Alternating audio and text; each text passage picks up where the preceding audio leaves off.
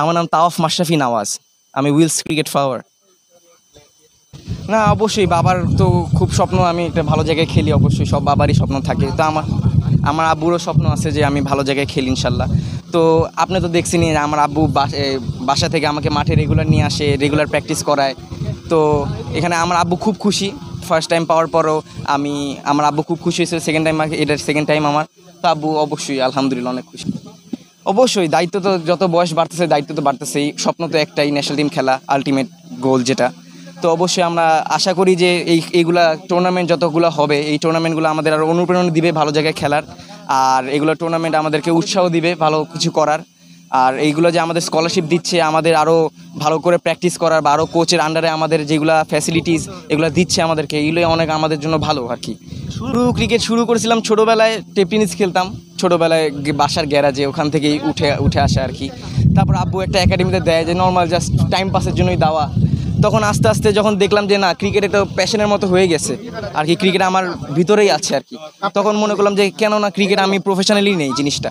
Professionally নেওয়ার পর দেখতেছি যে হ্যাঁ ভালোই ইমপ্রুভ হইতেছে, আল্লাহর রহমতে 16 ট্যুর করলাম, 17 খেললাম, তারপর এখানে স্কলারশিপও পাচ্ছি।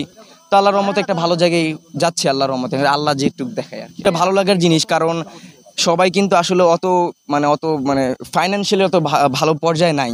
আমাদের অনেকজনই হেল্প হচ্ছে যারা ঢাকার বাইরে থেকে আসে, ওদের জন্য যদি মাসে 5,000 হলেও কিন্তু অনেক লাভ হয় ফ্যামিলির জন্য, বা নিজের একটা নতুন একটা জুতা কিনা, একটা ব্যাট কিনা, এগুলো কিন্তু অনেক লাভ আমাদের জন্য। একটা ক্রিকেট হিসাবে নতুন একটা ইনস্ট্রুমেন্ট পাওয়া কিন্তু নিজে একটা খুশির ব্যাপার, আরও প্র্যাকটিস করার মনোযোগ বাড়ে, ইচ্ছা বাড়ে। তো এইগুলো অনেক হেল্পফুল।